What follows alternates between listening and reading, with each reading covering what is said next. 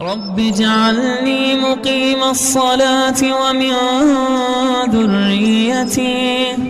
ربنا وتقبل دعاء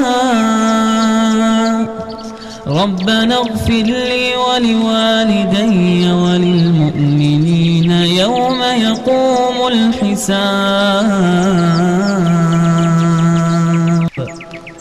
رب اجعلني مقيم الصلاة ومن ذريتي ربنا وتقبل دعاء ربنا اغفر لي ولوالدي وللمؤمنين يوم يقوم الحساب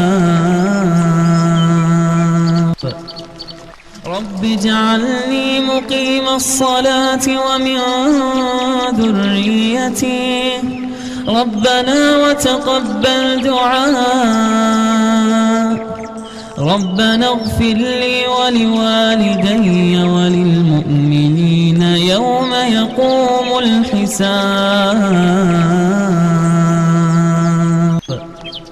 رب اجعلني مقيم الصلاة ومن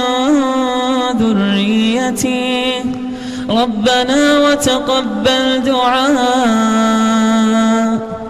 ربنا اغفر لي ولوالدي